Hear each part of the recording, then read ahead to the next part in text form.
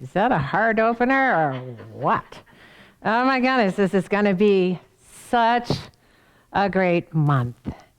And, last month, which isn't too far away, backwards. I mean, March came in like a lion, and it went out like a lion and roared in my neighborhood until midnight on the 31st. So much for old adages. But with Easter just a week away, surely the lambs are coming out to play like they are today. Now, did you know that April is the first month of the year to have only 30 days? Bet you did if you thought about it. Did you know that it is the second month this year to have 5 Sundays? And it's doing it without the extra day. And so it's going to feel longer to us with just 30 days. It's pretty cool. Already April is special. And as we know, sometimes Easter is celebrated in March, but not this year. It's in April. See? It's in April. And it's going to be next week, which makes today Palm Sunday. The first day of the Holy Week of the Christian world.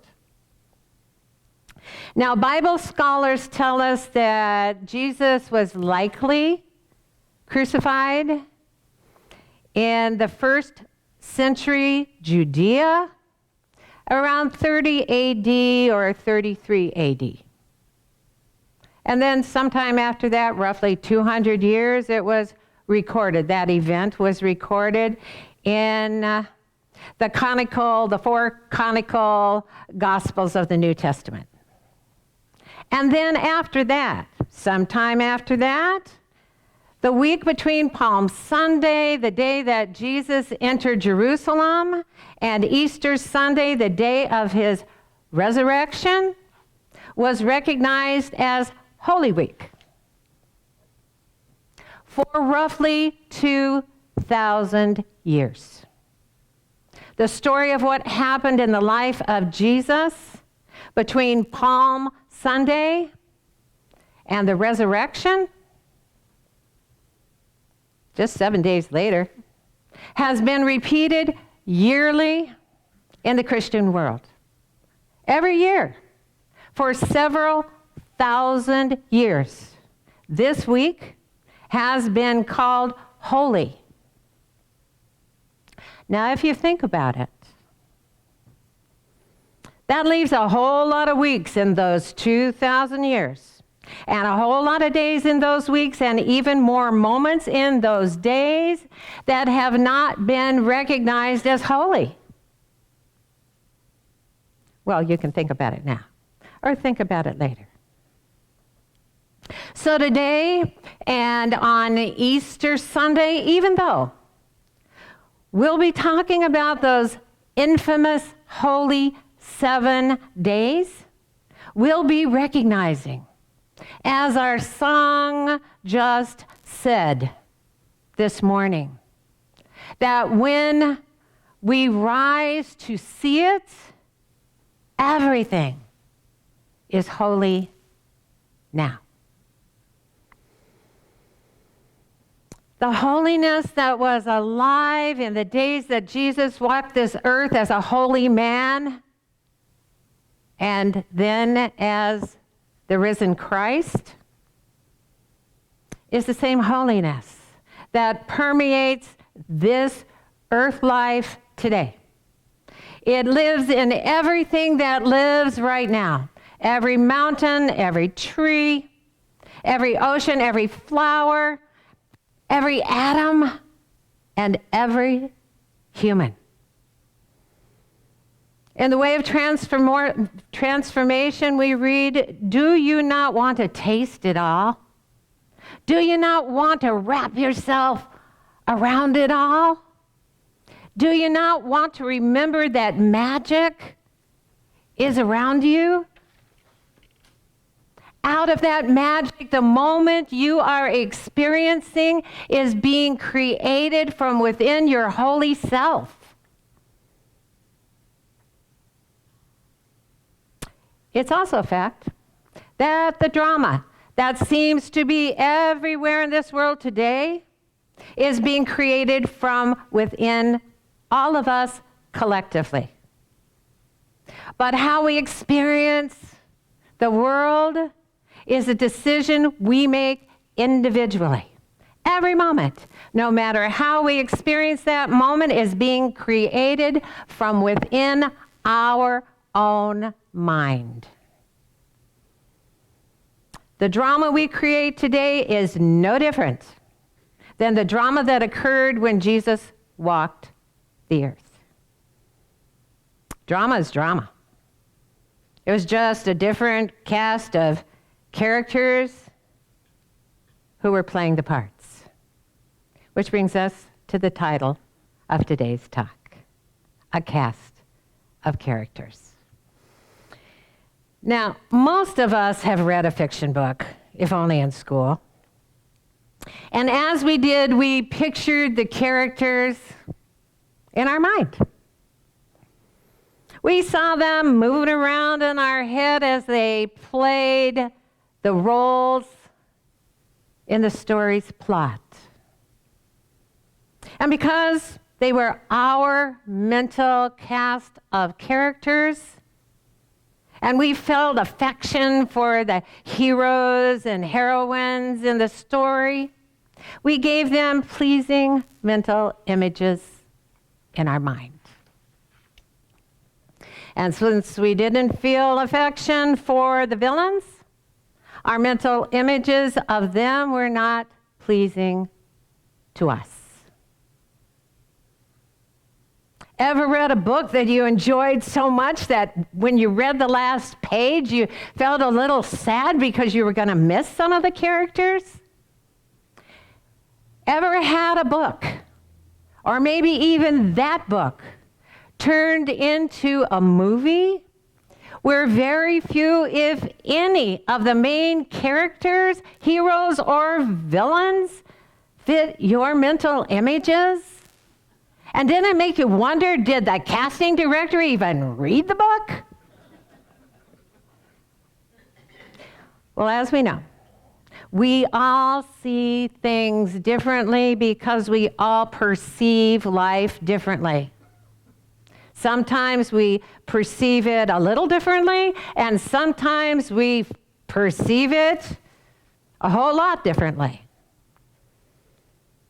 All that we see in others is what we believe is true about them. In other words, we see our mental cast of characters playing the roles we give them. Whether we're aware that we're seeing images in our mind or we believe that what we're seeing around us is separate from our mind, what we see is what we believe is there. We've got to believe it before we can see it, even if we don't believe that's true. We can't unperceive whatever we believe, whether everyone agrees with our perception or no one does. Our perception of everything and everyone begins in our mind because there's no other location for our individual awareness. Where are we going to be aware except in our minds? We can't see what we're not conscious of. Eckhart Tolle wrote, "Remember that your perception of the world is a reflection of your state of consciousness.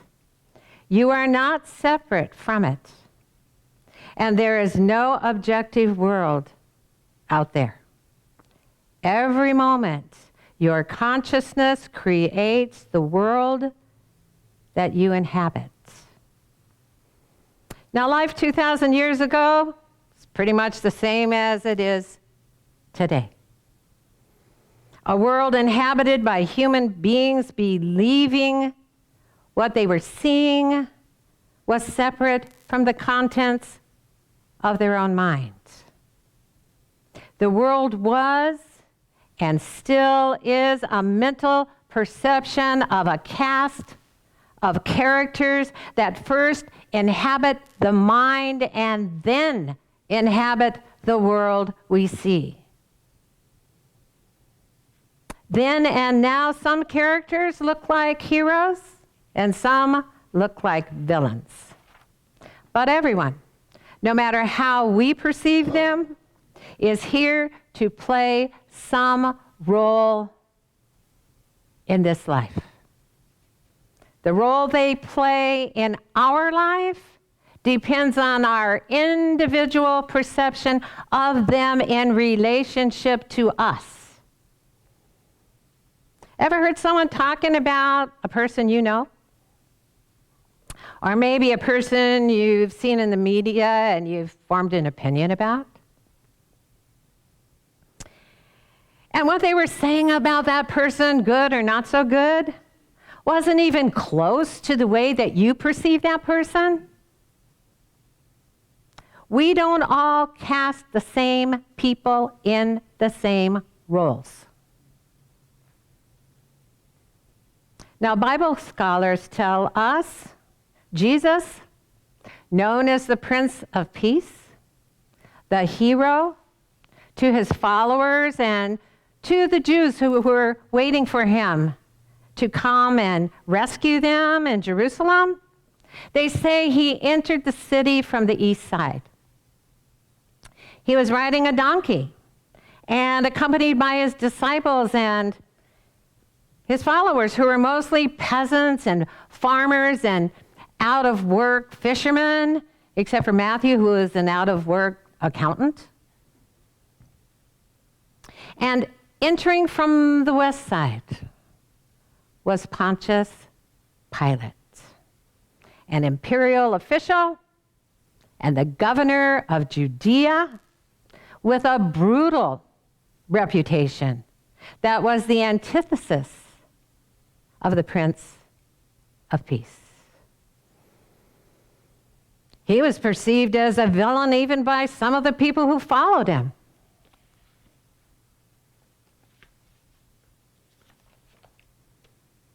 He was traveling at the head of an imperial parade, and a column of thousands of soldiers with armor and weapons and banners and emblems. And judging by appearances, there was going to be a whole lot of drama in that Holy Week. The odds didn't look good for Jesus. He was supposed to save the people in Jerusalem from the oppression of the Pharisees and restore their freedom. Based on appearances, a lot of people were nervous about that. In fact, we're told that some in his own procession, including a few of his disciples, were afraid that Jesus was going to his death. And he was. But he wasn't afraid. He was very clear in his mind about what was going to happen. He had full trust that everything was unfolding according to a divine plan. He had intentions of his own. He perceived himself and life differently than others perceived him. And that week was holy to him because he did. We read these words of Jeshua or Christ Jesus in the way of knowing. Love always comes to supplant fear, and learning to jump in order to receive the parachute becomes a delightful game to play. When I decided to allow the crucifixion, I jumped. Can I find my Father even more deeply here? For me, it was the culmination of a life in which I developed trust that my Father would always catch me. Now, we might be thinking, wow, that was quite the demonstration of trust. So, a good question to ask ourselves. How much trust do I have that my Creator, love, will always catch me, no matter what? How would we be able to answer that question? How would we know how much trust we have in the God of love? How much trust would we look for within ourselves if we had no challenges in our life? I mean, if our life was always bluebird days and macaroni salad by the lake, why would we look deeper into who we are and what life is for? Why would we seek our divinity and not simply be satisfied with our perception of a separate humanity?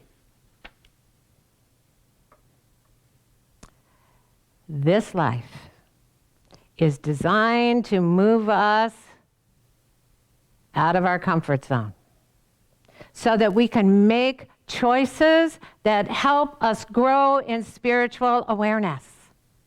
And as we grow, express more and more of the powerful being that we're created to be, so that we can live more and more like God's child and prove it to ourselves through this world of challenges and contrast, through this world of heroes and villains, just as Jesus did. Life back then was no more or less fearful than it is today. Just a different cast of characters and a different set design. Now, depending on who you talk to about the biblical story of the crucifixion and the resurrection, Judas was either a betrayer, a villain, or he was a cooperative component in the cast of characters that aided Jesus so he could make his final jump in this earthly realm. Ever had someone you trusted betray you and then realize the growth you experienced because of it? If we choose to, we can decide whoever has appeared as a villain in our life and seemed to cause us pain came as a gift. A cooperative component to help us to move forward in our spiritual intention to experience a deeper walk with the divine while we're here. To inspire us to jump so we can receive the parachute of love.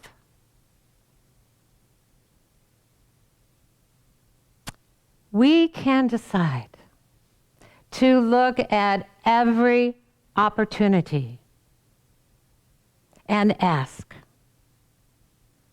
can I find my Father even more deeply here?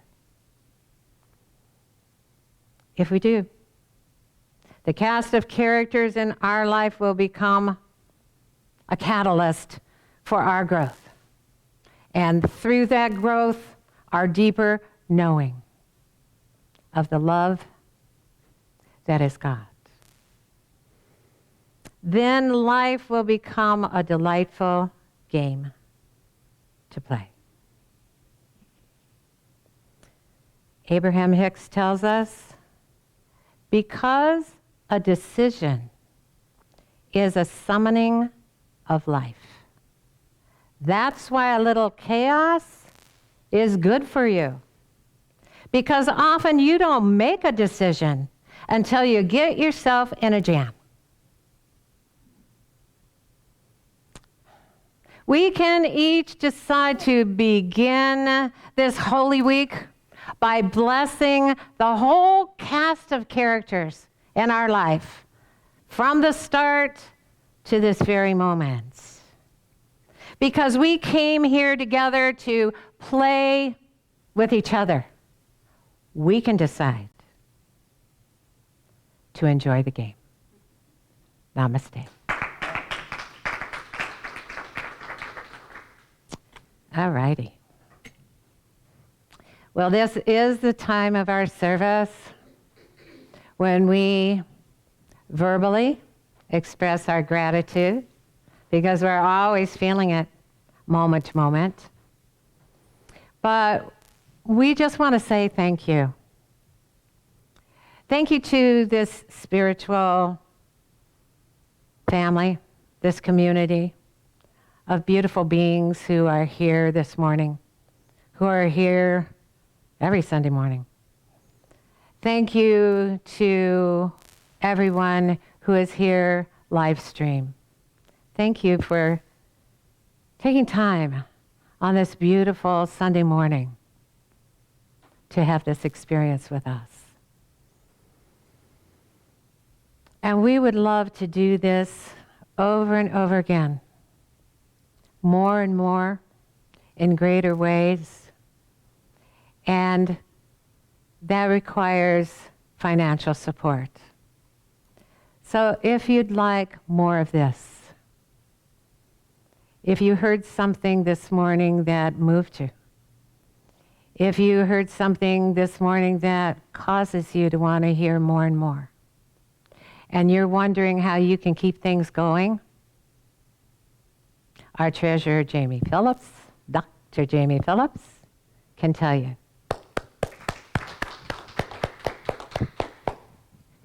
Good morning. Good morning. Okay, here we go.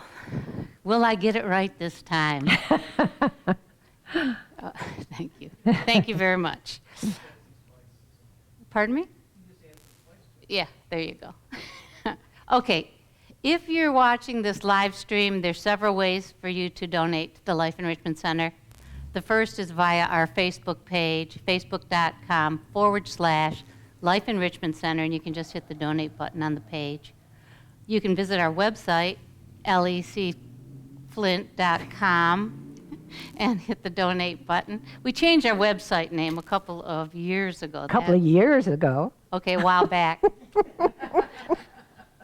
So, or you can donate via PayPal. Our email address is lec2512@gmail.com. Or you can send in a check, and we have a new mailing address. It's Life Enrichment Center, P.O. Box 321-294, Flint, Michigan, 48532. And here in the sanctuary, yeah, you wouldn't think I would need applause for that. But I do. Thank you. You didn't clap. My brother didn't clap. Yeah. And Pat and our president didn't clap. So, but thank you to all of you who did. If here in the sanctuary, we're going to be listening to our song this month with Marcia Allen, Pat Cronley, and Nick Calandro, called "I Am Blessed," and we'll take a collection here in the an offertory here in the sanctuary, and then Reverend Stephanie will be back for a gratitude prayer. Thank you.